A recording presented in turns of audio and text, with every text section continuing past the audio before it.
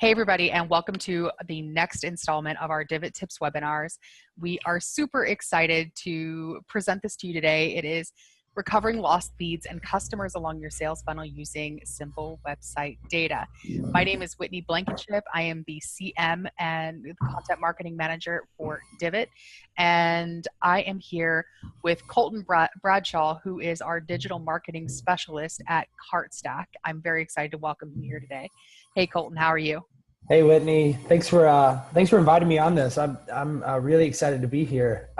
Like Whitney said, my name is Colton. I work over at Cartstack. Basically, what we do is we're kind of a lost customer recovery program to help e-commerce stores combat website abandonment. So people that come to your site and leave without purchasing, we help you recover those customers with a whole range of tools. And yeah, I'm excited. Whitney and I have been working on this for quite a while, and we've got some really well-aligned content that's just going to be, we're really excited to present to you guys today. Thanks so much, Colton. And I'm definitely excited for this too, whereas Cartstack is really focused on bringing back these customers through email. Divvit's really focused on understanding that customer journey, understanding the customer behavior, and figuring out why they're leaving in the first place. So it's really a good mix, and I think you guys are really going to enjoy it today. Yeah. So again, thanks everybody for joining us. We're just going to pop right into our summary today, just kind of give you an idea of what we're going to talk about. We're going to teach you how you can relate your website behavior back to your customer's intent to purchase. We're going to talk a little bit more about what your bounce rate tells you about the quality of your traffic and even your landing pages. We're going to talk about how to understand and then combat cart abandonment with really practical tips and examples, and also how to identify discovery failure and how to re-engage those website visitors who may have low intent. So the very first thing that we really need to look at when we're talking about understanding why you lose customers along your sales funnel is understanding your checkout flow and the customer journey. And there's really three main KPIs that are going to show us where we lose these sales. And these are going to be your bounce rate. So these are the people who come to your site. They don't go anywhere past that first page and they end up leaving. These are the cart abandonment rate is obviously a huge topic for e-commerce. This is when people come to your site and they go through all the motions and they start adding things to your checkout. And then they never complete the purchase. And then there's browse abandonment rate or fail discovery rate, depending on how you want to call it. And these are people who are window shopping. They're looking through your products. They're visiting a lot of pages, but ultimately they don't purchase. So I really actually enjoy kind of a very visual aspect. I'm a visual person. So taking a look at this sales funnel is really, really useful. And you can actually see this in your conversion funnels in the Divvit app. So if you look through your total visits, you can see like exactly where you're losing the most customers. And we can see here that it's usually in failed discovery or browse abandonment. And this is totally normal. We'll talk a little bit more about it later. But this is absolutely normal for an e-commerce store. And you can I like how visual this is. This helps me understand. Exactly. Really well. Yeah.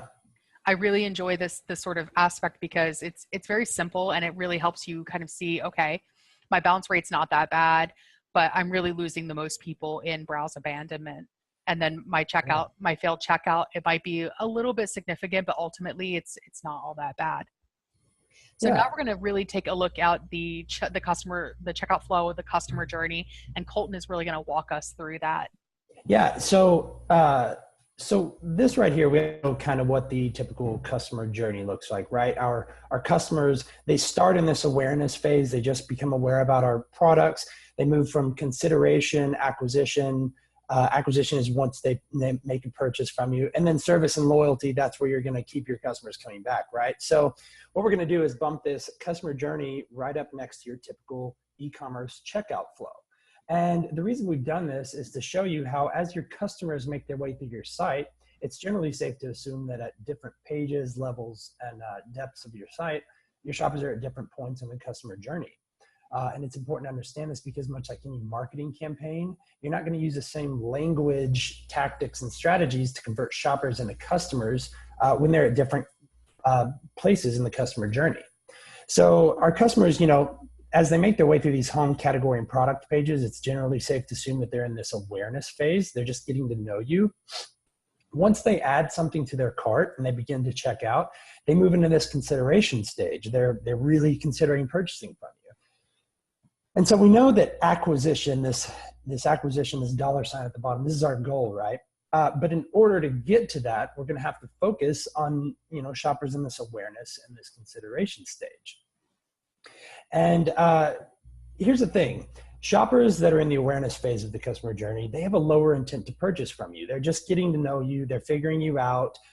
They don't know a whole lot about you. They're researching you. They're asking their friends. They're looking you up on social media. They're building that trust. They're building that trust that we all want them to build, right? And then these high intent shoppers, these are your people that add something to the cart. They're checking prices. They're checking shipping prices. They want what you've got, but they're testing the waters, right? So kind of the way we're going to treat this today is we're going to treat this as with your low intent shoppers. Those are going to be your people who you're going to, those are going to be your browse abandoners or your failed discovery or your discovery failure shoppers, right? Those are the people that are bouncing around, but they're not quite sure if they want anything or what they do want. And then these high intent, we're going to go after with a cart abandonment campaign. So when you really think about the customer journey and you really think about, the visual that Colton just showed you, what's really important is to kind of cross-reference this with what this looks like in a practical sense. And so here in the Orders Explorer of the Divvit app, we can actually see exactly what the customer journey looks like from beginning to end. And when you're looking at this, you have to think like your customer in order to understand really what this data is trying to tell you. And this is a great example. We can see a customer comes in through Google AdWords. They look at 4 pages, spending about a minute on the page. While this isn't necessarily a great touch point, this is the customer just entering that awareness phase. The second touch point is almost a straight bounce. Perhaps the customer is searching for something in particular and is doing research on the best prices or versions, etc. Perhaps they bounced around because they'd already seen your site and they just wanted to check a few others before making a real decision. What's interesting about the third touch point is that it comes directly from direct, meaning that the customer typed in your URL and came directly to your site. So they were thinking about you. They came back to you because they knew you had what they wanted. You can see they spent about 12 minutes on 8 pages of the site. And while this is still the awareness phase, we're definitely moving towards the end of that funnel and towards consideration if the customer hasn't already added things to their cart. Coming from Facebook, they probably saw a product they were interested in and decided to check out a few things, but ultimately left to complete the purchase for another time. And then finally, we see they came back from organic Google as they likely searched for your site directly and then came to finish the purchase. And this is really important because, in fact, when you talk about touch points in a customer, you can actually see that there are 5.5 touch points on average between discovery and checkout. And when you're thinking about this, the industry average is between 6 and 7. You need these touch points. Every single touch point is valuable, and you need them in order to build enough trust with your customer in order to purchase. It'd be lovely if somebody came to your site directly from one channel and then just purchased. That would be great if that happened, but that's just fantasy. It really doesn't happen that often. It's rare. Yeah, it's extremely rare, unless you're me and you're crazy, and because I do that sometimes. So let's go ahead and take a look at the first stage of your sales funnel. Why do customers bounce? Why do they get to your site and they say, "No, this isn't for me"? In fact, 33.9% is the average bounce rate for an e-commerce site. So if you have something that's a lot more significant than about that 35%, it might be time to start asking yourself some questions. So why would a customer bounce from your site? One of the biggest things is loading time, especially on mobile. If you load longer than 3 seconds, it's forget about it. And I don't know about you, Colton, but I mean, when I'm on mobile, I have no patience. I'm gone. Yeah. No patience. Yeah, no. So how do you mitigate this? You can actually test your page speed on Google Page Speed Insights. And these search engines are going to penalize you if you have a slow site, if you have bad navigation, especially with the mobile first index rolling out from Google. you really have to make sure it is lightning fast. And if you're a pro, only if you're a pro. If you're not, please don't do this. Reduce unnecessary code from your site. Get rid of it. It's not necessary. You don't need the parallax. You just don't need it. Don't do it. Also, reduce your file and your photo size without sacrificing quality and resolution, of course. And one of the great ways to do this is if you have a CMS, what you can do is you can actually figure out the base size that your photo is going to be displayed, and you already like crop it and create it as that size. And then your CMS is doing less heavy work behind the scenes, which will improve your loading time as well. Definitely. So another reason why customers bounce is bad targeting and bad landing pages. And these go hand in hand because your landing page is your message, and those coming to your site are your target. If your message that brings in the lead isn't the same as what's in your landing page, your target's not going to stick around. But if your target's not receptive to your brand message, they're not going to find your site relevant. So how do you mitigate this? How do you fix it? Make sure your targeting is hitting the right people with a message that underlines your USP, your unique selling point. This is how you bring people in who are interested in what you have to offer. Also, on the flip side of that, make sure your landing pages are streamlined and are going to attract these same people that you're targeting and pull them deeper into your site. You can't have one without the other.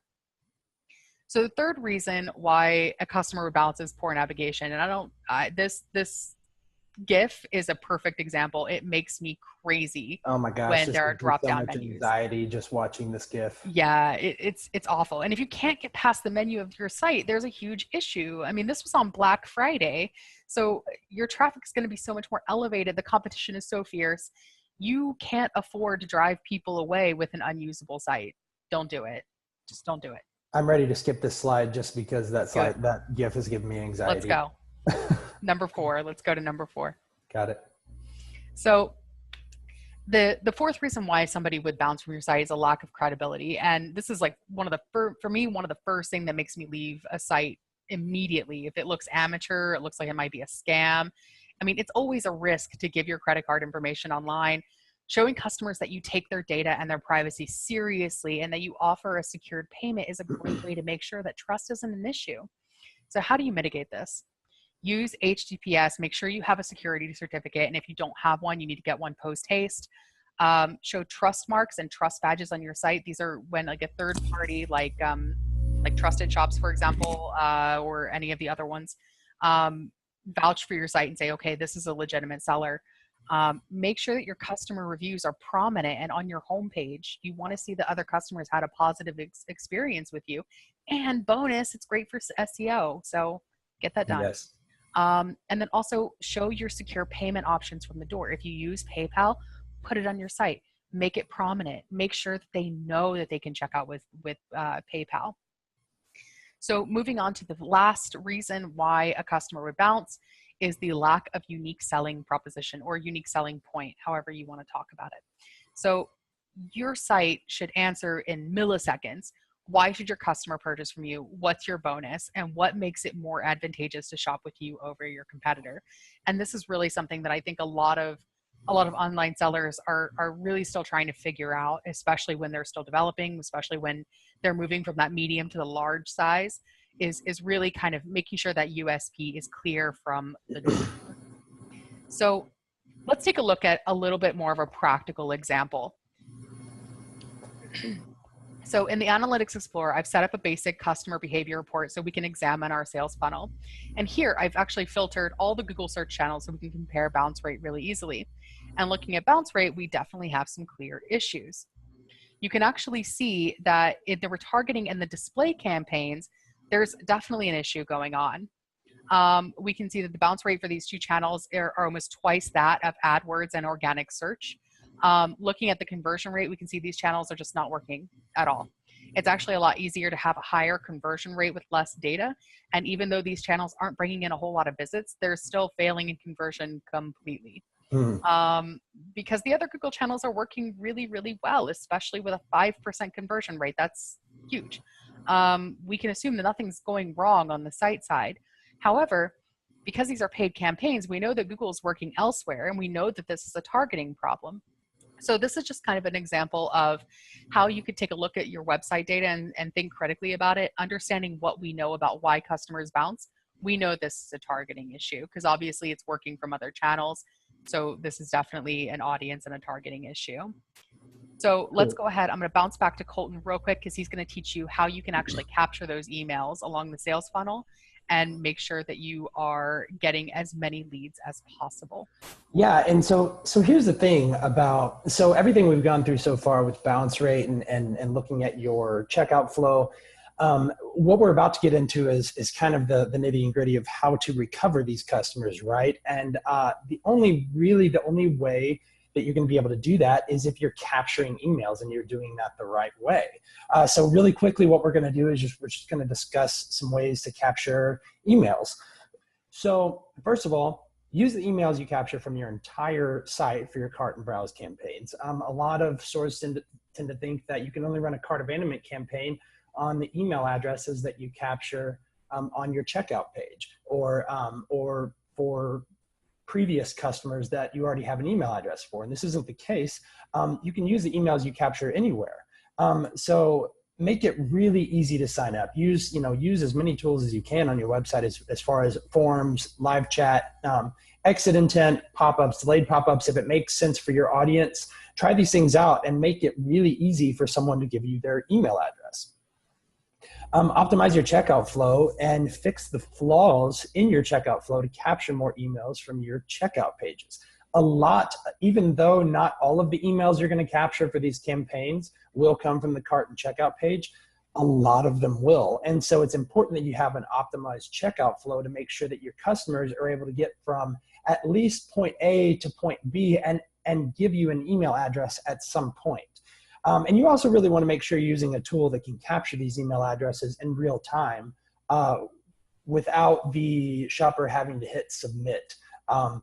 And that's something we'll discuss here in a minute. But just real quick, just exit intent pop-ups, contact forms. If you're using live chat on your site, newsletter signups, contests and giveaways, these are all really good ways to just capture a quick email address to use in your campaigns. Definitely.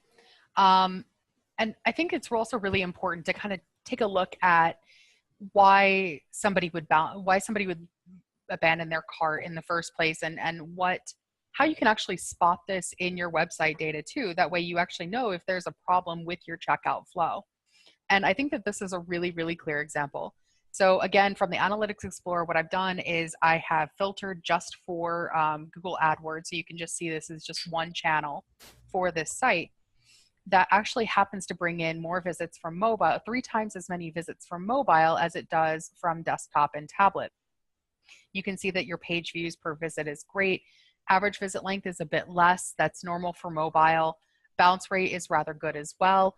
Fail discovery rate is the lowest of the 3. But then when you take a look at your checkout abandonment rate, you can see that there's a real problem. You can say, okay, my UX is perfect up until the checkout on mobile. And you can see this really, really, really clearly. Yeah. While it is the average for Google, for an e-commerce store, it's definitely the average. It's so much higher than what you have for desktop and tablet. This could be something really, really, really simple. It could be something like I'm sorry? Load speed. Yeah, it could be load speed. It could be when they type in their credit card with their little fat thumbs, they don't have that nice handy numerical keyboard. I mean, it could be anything. And if you had the same kind of conversion rate you had for your mobile channel that brings in 3 times as many visits as you had for tablet, totally different story in terms of revenue. So these are things that really make an impact on your site. And we're going to talk a little bit more about how you can use these emails that you've captured along your sales funnel in order to really make sure that you're bringing back these customers and getting a better conversion rate from them. Yeah, and I like how visual this is, and this with data, this shows you just like a quick, easy snapshot of where your checkout flow is could be broken, right? But what we're going to do now is just quickly go through some of the checkout flaws on your website that could be that are keeping you from really capturing an email, right? Like we said, we want people to at least start that checkout process so that we can capture an email somewhere. So we're going to quickly go through some flaws that you can just really look through your site real quick, check the boxes and make sure you're not doing any of these things. Like number one, forcing shoppers to input billing and shipping addresses separately. You'd be surprised at how many websites still do this. And it's so annoying. And I actually pulled this screenshot from a cart that I abandoned for that reason, just because I didn't have time to put it. I was in a rush, right? This is awful. Yeah. And so just use one-page checkout plugin, smart forms, and auto-populate shipping fields with billing information. 98% of the time, those two addresses, all of that information is going to be the exact same. And so this is just a good example that ship to same address. A lot of you have seen this. We've all seen this. Just a really quick way to make sure people are getting through that checkout as pain-free as possible. Number two, forcing users to register for an account before making a purchase. Oh my gosh, I just won't do it. I just won't do it. I just won't create an account. I would rather not, most of the time, unless I really, really want that product, I would rather not create an account than finish that purchase. And a really good fix for this is to ask for that registration after the sale. So you see what this company does here. They said, thank you for your order. Save your details and get 10% off your next order. So not only are they incentivizing you to create an account, they're also incentivizing you to come back and make another purchase later because they're giving you 10% off to do so. So this is a really good tactic to try to encourage people to create an account after the sale. And I love this. If we can just go back for just a second, because I love this, because this gives you such a great incentive to actually create an account, and it's so easy. You just choose a password, done. Yeah, and done. This is how you track your order. I would do this. And absolutely. For the love of God, if you're going to force somebody to make an account before they finish their purchase, please just have it be a one-click sort of situation with Facebook or Google. Yes, I mean, it's if you're going to do it, just be smart about it. Make it easy for your customer. That's the point of all of this. For sure. Number three, calls to action. Your buttons don't stand out. Look at this page. We've got 4 big green buttons here and some green text. My eyes just don't know where to go. It's Christmas. Yeah, exactly. It's just all over the place. I don't know where to click to finish this purchase just right off the bat. And just, I mean, if we've learned anything, just follow what Apple does. They've got just such a streamlined checkout process here. They've got one big bright blue button. You can edit your cart contents right there from that page. Really clean, streamlined checkout. You know exactly where to go and what to do. Definitely. And always, like, if you have a question about whether or not your CTA is good or not, do the squint test. Take a step back, squint at it, like make your eyes kind of blurry. And if you can't find the CTA, there's an issue. Yes, absolutely. I love the squint test. Okay, so like what Whitney was saying earlier, secure your checkout page. If it doesn't look secure, or you look shady, or there isn't some sort of social proof on that page showing that your customer is going to be able to complete their transaction safely, they won't complete it. And so, look at what Nordstrom does here. Not every one of your customers is going to look up into that address bar to check for that HTTPS. Not everyone knows to look for that, but they still want to know that their transaction is going to be secure. So just put secure checkout right there, real big. Reassure your shoppers. And like Whitney said earlier, it doesn't have to be complicated. Put a few reviews, testimonials up there to just kind of reassure your shoppers. And just, again, try to get that email address. See how they have that email address right here at the very top? Really important because, excuse me, because even if someone types in their email address, but they don't want to give you their phone number, Nordstrom is going to capture that email address and be able to send them an email to recover that cart. Mm-hmm. Flaw number 5, including your full site navigation on the checkout or confirmation page. Get rid of it because as you can see here with this 14-day skinny tea talks, there's no other information on this product in this cart. If I want to know what flavor this is, what size these bags are, any shipping information, I have to go back to the product page to review that. So you're just encouraging your shoppers to leave the cart and not give you that email address, essentially. So get rid of that navigation, kind of like Nike does here. Again, much like Apple, streamlined checkout process. Do the squint test. You know exactly where that button is. And you can get through this checkout really easily, and they're going to capture an email. And this is a really great checkout because you've got all the information about each product. You don't have any other navigation to mess with the exception of a really tiny continue shopping up in the top left. Exactly. And they've estimated your shipping and handling. One of reasons why people bounce from a cart is because of surprise fees and shipping that they didn't expect. So, I mean, this is absolutely a perfect checkout right here. For sure, for sure. Flaw number 6, not giving shoppers easy access to their cart items while browsing your site. There are just a litany of plugins like this one you see right here available to you on almost any platform to be able to give your shoppers a way to adjust and edit cart contents without going to the cart, right? So if this person says, oh, I really like this bag, can I afford this? They can quickly pull up their cart, see their total, and they can either add it or they can pick another bag, right? And they're not leaving this page. They're continuing through your checkout flow as you wish, right? And so this will just help get people to that page, to that checkout page, putting in an email address and through the checkout flow a little bit easier because you're removing some friction. We also have a few more of these in an ebook we're going to send out to you guys afterwards that just kind of covers a lot of our favorite ways to capture more emails specifically for your cart abandonment campaigns. And as well as some more checkout flaws for you guys to check out and just make sure you're not doing any of these no-nos, like making sure that you have an optimized checkout flow so you can capture emails and recover sales. So why do customers abandon a cart? We've kind of gone through a lot of these already: confusing checkout, navigation issues, forced to register prior to purchase, not a wide selection of payment options, expensive shipping. Shipping is a huge one. All of these things are reasons someone might abandon a cart without completing a purchase. And the thing is, a lot of these things you're going to really be able to go in and fix with site optimization, right? Confusing checkout, you're going to have to fix that. Navigation issues, you're going to have to fix that. Forced registration prior to purchase. Changing that checkout flow. These are all things that you're gonna have to fix with your site and with your checkout flow.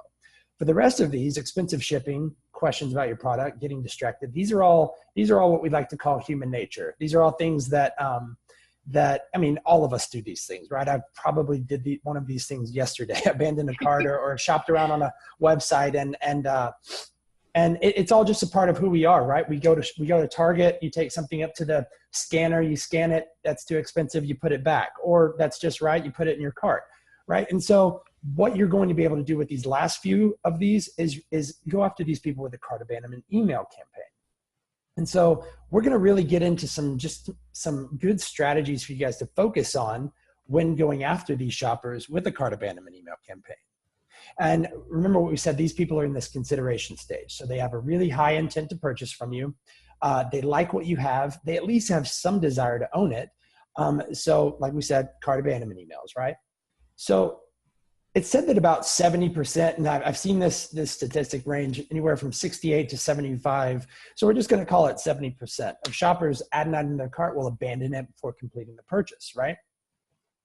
And the thing is, with these shoppers, because they have a higher intent to purchase, you have to treat them differently than you do shoppers that don't add anything to their cart, because exactly. You have to speak to them differently. You have to give them a different offer. You have to present them different things. So we're going to focus on these first, and then we'll kind of jump into those other shoppers and talk a little bit about what to do with those, how to re-engage those shoppers. So cart abandonment emails. Let's talk timeliness. Emails sent out within the first 20 minutes after the user abandons the cart are 3 times more likely to be opened. And really that's because they were just on your site. They're fresh on, you're fresh on their mind. The minute they get that email from you, they're like, oh yeah, I was just on that website. What do you have to say? Right? So your open rates, your click-through rates, everything, the metrics from these campaigns typically kill typical marketing metrics that you would see for just marketing blasts, because they're so relevant, because they're attached to a transaction so recently in the shopper's mind, right? Tone. Using a support tone rather than a sales tone in your first follow-up email can really increase your conversion rates dramatically. Going after someone saying, oops, did something go wrong with your order? We're here to help. That's going to get you a way better result, we've found, than saying, hey, come back and claim your cart before it's gone. Hurry, hurry, hurry, hurry. And just because that's being a little assumptive right up front. You're assuming that person wasn't just putting something in their cart to check the shipping price or to check, what kind of payment options you offer, right? So you want to let them know, hey, we're here to help you complete your purchase, right? And that just typically, it paints you in a better light in the customer's mind than it does when you just go after them, money, money, money, give me your money, right? Exactly. Personalization. Personalize your abandoned cart emails with relevant contact information to increase open and click-through rates. So, if you're able to capture customer information like name, if you're capturing that on your contact forms, obviously, excuse me, if you're running an abandoned cart campaign, you're going to be capturing the items that were in that customer's cart. So any relevant information that you can inject into this email is going to help you get better results because it's going to tie back to that transaction again in the shopper's mind. Like I said, injecting abandoned cart items, reminding your prospects of which items were in their cart when they abandoned is going to get you the highest click-through rate. If you just send them an email saying, hey, you left the cart full with no pictures or anything of what they were actually looking at, they're not going to click over. They're going to be way less likely to click over and view that cart because the photos are really what attaches that cart to that transaction in their mind. They've already fallen in love with it once. I mean, just exactly. show them what they fell in love with. Remind them. So add some scarcity. Showing inventory levels frames your offer in a way that tells the consumer if they don't finish your purchase now, they may never get the chance to. So these two emails right here, this is actually a split test that we run where this email, we don't do any sort of scarcity in it. And this one, we just put some stock information in there, which you can do with Cartstack. You can tie it to your property inventory management system and just kind of pull in real-time inventory information and kind of let people know, hey, if you don't purchase this now, you may not get to. And just a good example of why this works so well. This is just one of my favorite examples. Science Magazine did a study a few years ago where a group of participants were given $50 and 2 options. So what I want you to pay attention to is this keep right here, this word keep. They were given $50 and the option either keep $30 or gamble the entire 50 with a shot at doubling it or losing it all. So when people were told they got to keep $30, 57% chose to do so and 43% chose to gamble it. So what I want you to pay attention to is the second group right here. The second group were given the same 2 options that were framed a little bit differently. They were told they were going to lose $20 of 50. So keeping $30 of 50 and losing $20 of 50, that's the exact same thing. But when the second group was given these options and they were framed this way, about 30% more people chose to go gamble it because they didn't want to lose $20. So that's just a kind of a small example to show you how well scarcity can work in some of these situations. It may not get you a massive result right up front, but it's going to be a long-term effect that will have really good results on your cart recovery campaigns.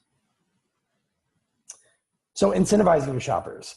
56% of online shoppers claim unexpected shipping costs as a reason they've abandoned a cart.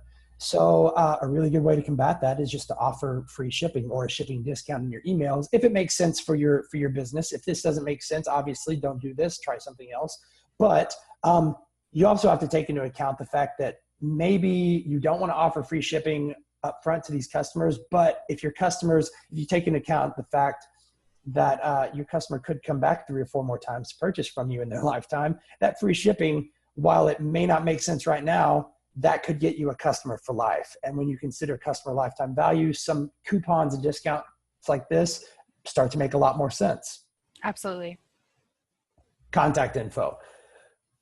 Okay, so here's the thing. You really don't want to send a cart abandonment email out from a do not reply email address. It's the worst to say, hey, come back and buy our awesome products, but definitely don't you dare send an email. Don't you send us an email. It's so off-putting. So give them a way to get in contact with you because a lot of times they had questions about your products that they couldn't find answers to that were keeping them from purchasing it, right? So give them phone number, email, just a way to ask you. Okay, coupons and discounts. So if someone's changed their mind, which a lot of times shoppers, they abandon a cart because they simply just don't want that product anymore. And if that's the case, a lot of the time, the thing that will get them to change their mind back is a coupon code. So try it out. Do it as a split test. See if run a split test and run one email with and one without, and see what gets you a better result. If it's getting you more customers and you're creating more customers for life, then it might be a good thing to try moving forward. I've also seen this, Colton, and do correct me if I'm wrong, because you're definitely the email expert. But I've also seen quite a few like communities and forums online that actually advocate abandoning a cart just to get a coupon or some kind of discount. Yeah. Do you think that this is a good one for example, if you're doing an abandoned cart sequence of emails, like three emails, let's just say, would you do this for the first one necessarily, or would you wait and do it for one of the last ones? It would depend on my business, but I would typically save this for a second or third email. I wouldn't do it right off the bat because, yes, some people will go abandon a cart on your website just to see if they can get a discount code. Which, if that's okay with you, then that's okay with you. Give it to them right up front. We have a lot of customers that they run exit intent pop-ups on their site where they'll just present an offer right up front to a shopper just to get them in the door, just to get that customer so that they can continue to work that customer and continue to grow that customer as a lifetime customer, right? So I would say if you're going to do this, run it as a second or third email and do so as a split test, right? Make sure that you couldn't be getting the same results out of an email that didn't include a discount code. That's a good plan. Use humor.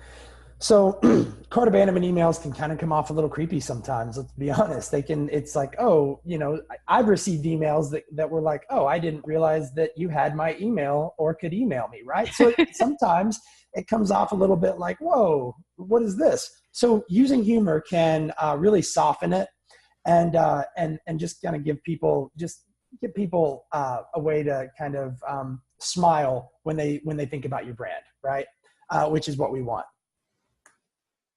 So we're going to be sending this presentation out afterwards, obviously, but these are just some of our favorite subject lines for your first and second email follow-ups, first, second, third email follow-ups. Like we said, with that first email, you want to really aim for a support tone, right? Oops, did something go wrong? Can we do something to help?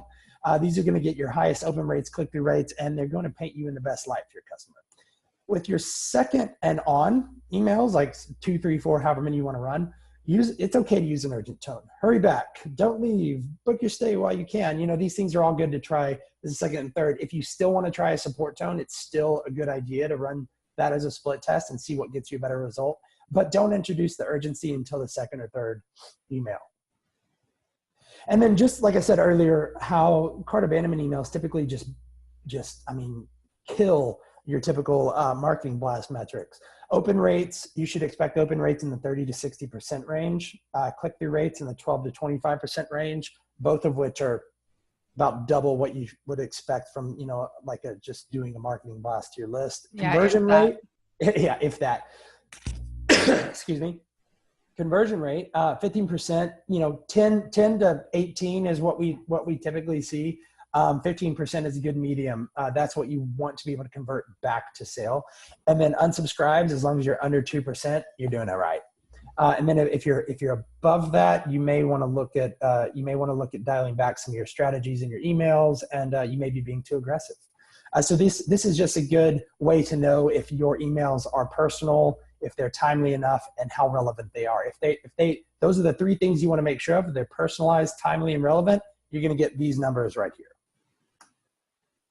So the next thing that we're really going to take a look at here is why customers leave when they're in the middle of browsing your site.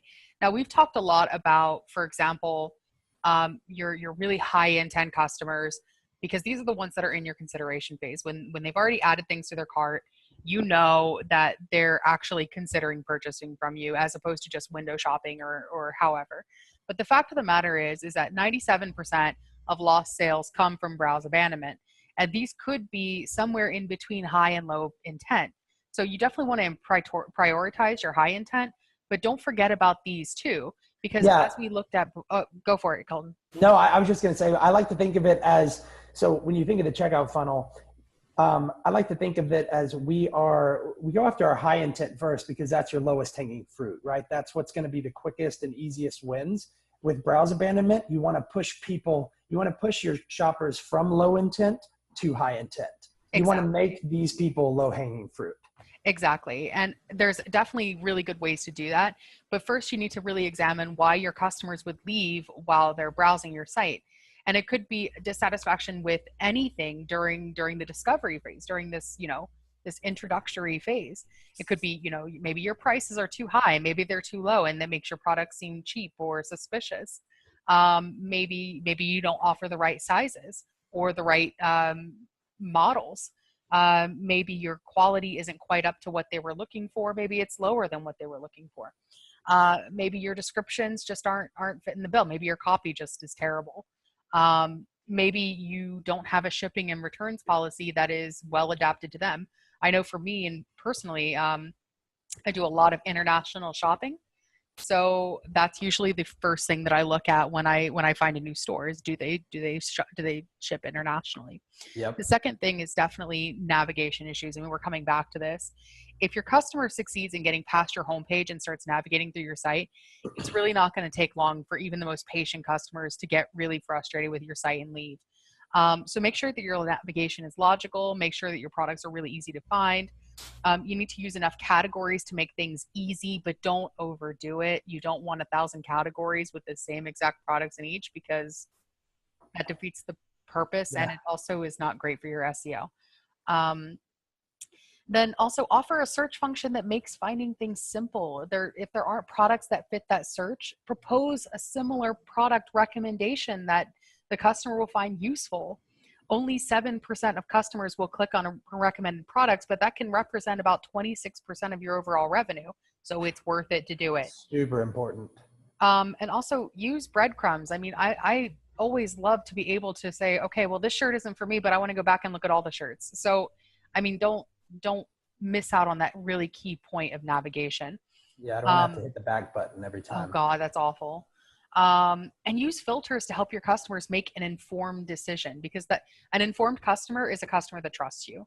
So if you're going to think color, size, descriptions, attributes, models, anything that's really going to help your customer narrow down and find what they're looking for quickly, because happy and efficient customer is a customer that's going to convert. The point is, no matter what you're doing, no matter how you're optimizing your site, make life easy for your customer. Otherwise, they're not going to bother with you because someone else has already made it easy. Yep. So Good point. Don't mess with it.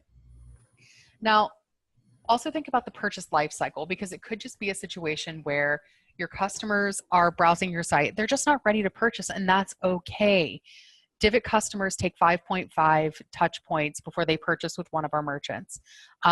Remember that some customers just need a few touch points to make a good decision. Browse abandonment isn't necessarily a bad thing, because you're building that need for your product, even with returning customers who know what to expect from you. But there is a way to attract customers into your sales funnel using email when you have their addresses. And this can be a really great way to seal the deal. Yeah. So we kind of got into this for a minute earlier on capturing emails site-wide. And, a big reason that that's important is because obviously your browse abandoners are not going to make it to your cart page to be able to give you an email address. So the emails you capture on your whole website, whether it's from an exit intent pop-up or live chat or whatever, these are the emails that you're going to use to try to re-engage these shoppers. And so just a quick overview, like we said, home, category, and product pages, the people that bounce back and forth between these pages, they're in the awareness phase, low intent to purchase. Browse abandonment email campaigns, what we're really going to kind of focus on with this. And this accounts for about 92% of website visitors. National average add to cart rates are around 8%, which means 92% never make it to the shopping cart. And we saw that the funnel earlier, right? We saw that the biggest drop off was in browse abandonment. This is exactly normal. Yeah, totally normal. And so the reason shoppers don't make it to your cart, I mean, they're endless. There's 1,000 million different reasons someone may not add something to the shopping cart. So rather than going after these people with a transactional email and just saying, hey, come back and buy all these things you were looking at, our main goal of a browse abandonment campaign is going to be re-engagement. Pushing, like we said, pushing those low intent shoppers through your funnel so that they become high intent shoppers, right? They've added something to their cart. They want what you've got. They know they want what you've got. Maybe something is keeping them from purchasing, but you're going to be able to get that sale a lot easier, because with re-engagement, you're encouraging more touch points. You're getting to that 5.5 mark, right? So just some browser management tips and tactics for re-engagement. Timeliness. A lower intent to purchase means your browse abandoners are going to forget about you really quickly, right? They haven't added anything to their cart. Maybe they haven't spent much time on your site. Once they leave your site, if they didn't fall in love with something, they're going to forget about you. So you need to be on their mind really quickly. You need to be in their inbox really quickly. Be hasty. Exactly. As many times as you can fit your brand in front of their eyes, the better. Yeah, exactly. We're trying to get to those touch points, right? We're trying to get to those touch points to push people through the funnel. And so you just want to be really, really hasty with your browse, but much more hasty with your browse abandonment emails than with your cart abandonment emails. Product and category information. Show the items they most recently viewed, inject that content directly into the email, but don't show too much. If they viewed 150 things while they were on your website, don't send them an email saying, hey, you viewed these 150 things. That's creepy. Remember? Very creepy. Yeah, super creepy. Just don't do it. The top few things, hey, these are the items you were looking at, you still interested in, right? Product information. You can include as much or as little product information as you want to. You can see here, they use a markdown here, which is a good way to introduce some scarcity. Give them a reason to return. Discount codes, free shipping. That doesn't only work with cart abandoners. Using coupon and discount codes can be especially effective with browse abandonment emails, since much of the time price was the reason they didn't add anything to the cart to begin with. So try this out. It may get you a better result than you think it would. Multiple payment options. So one of the things is your browse abandoners often do so because they don't know that they can pay with PayPal, or they don't know that they can split their payment up into, or they can split their payment up into 4 equal installments or whatever. Like if you offer some sort of payment options, browse abandonment emails are a good way to remind your shoppers of that. Look at what Seeding Mind does there.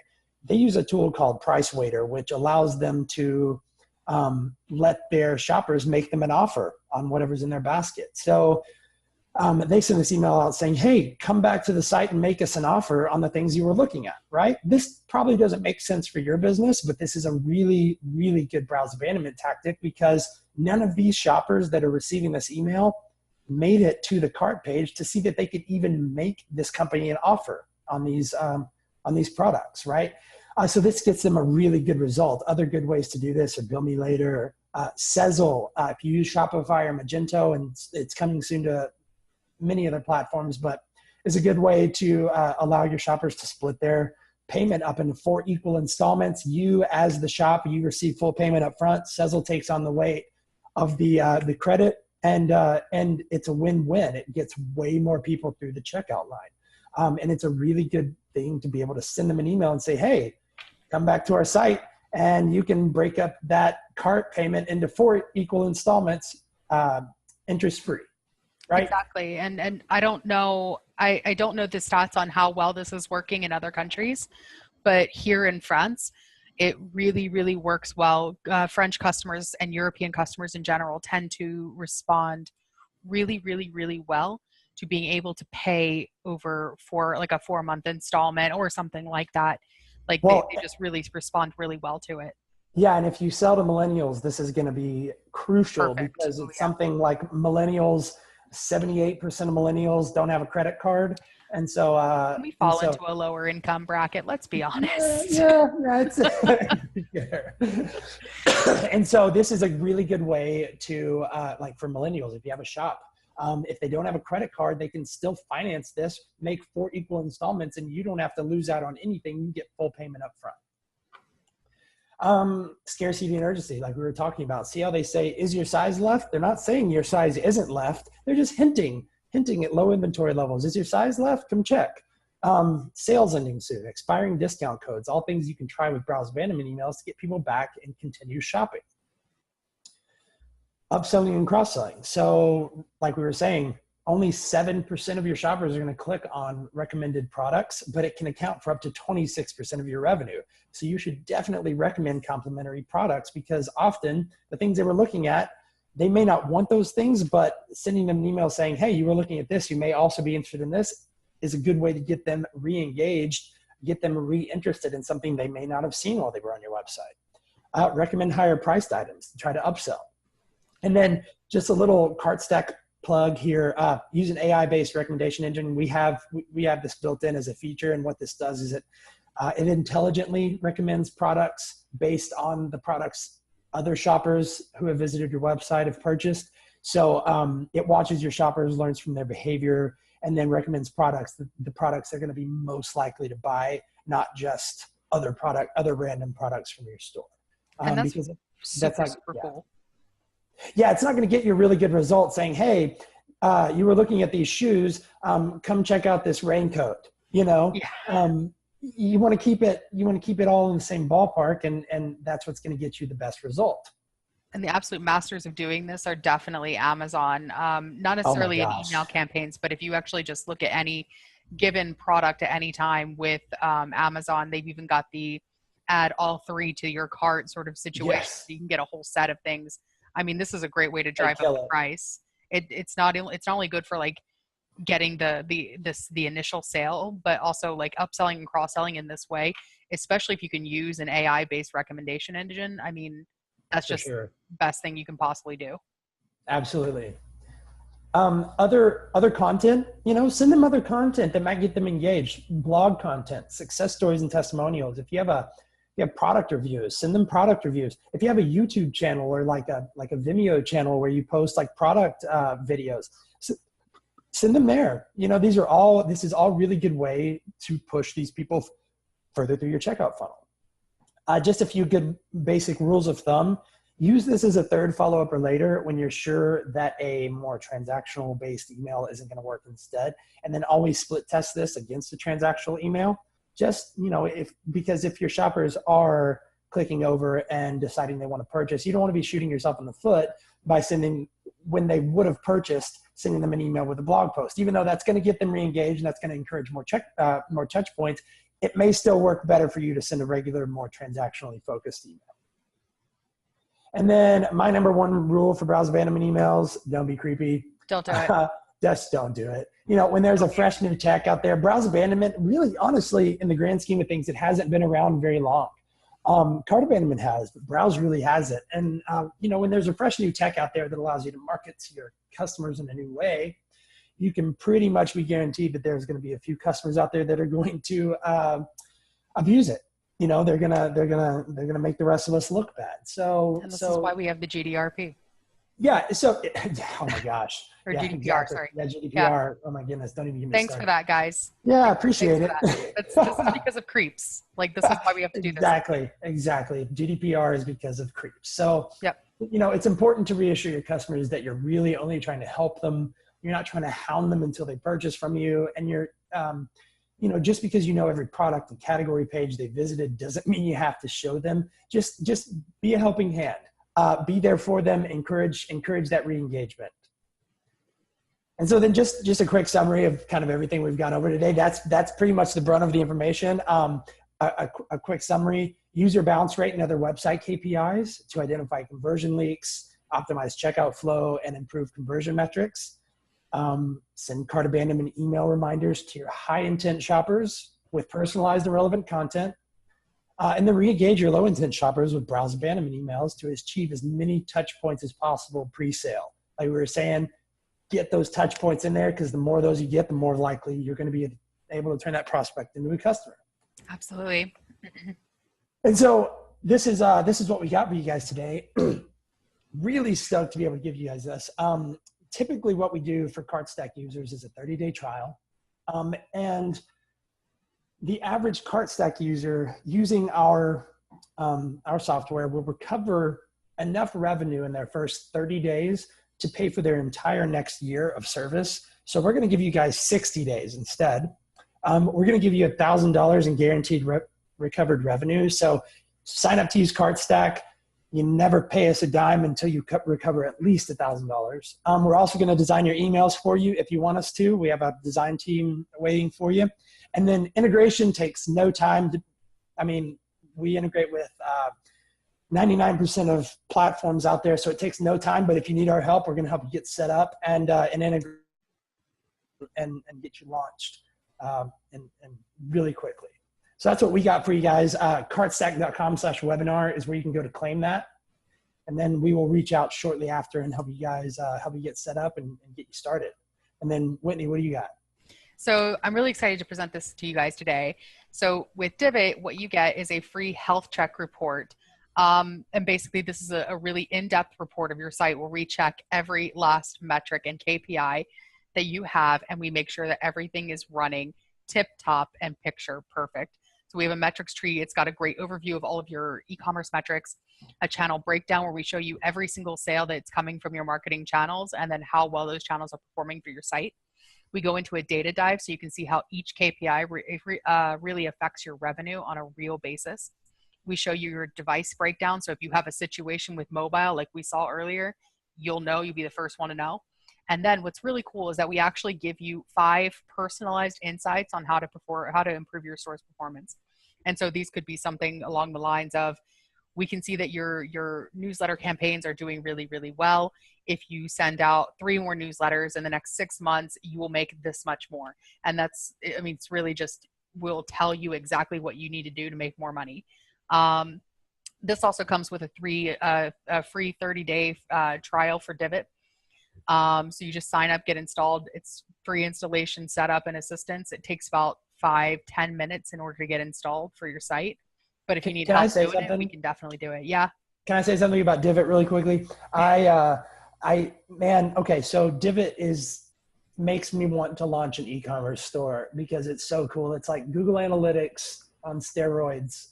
And I remember when I first demoed Divvit, I got so excited because I really right then I was like, man, I want to go launch a store and start running traffic because it makes it so simple to see where your flaws are, what you can do to improve. It just lays it out. Really, really, really cool product. Thank you so much. So stoked to be able to work with you guys too on this. I think I really enjoyed this. Definitely. It's always great to work with, a fantastic other SaaS company in the industry. And, I just really feel like, this was a really good marriage in terms of the types of content that we can provide for both of our customers, and potentially some new faces out there. I see a couple people that I don't recognize. So I'm pretty excited to reach out and see how Absolutely. You guys are doing too. Yeah. And this is our email addresses. These are our email addresses for any questions you guys have. Send them directly to us. I will respond. I'll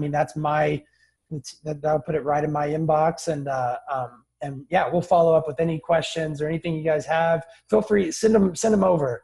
Anything Absolutely. You got.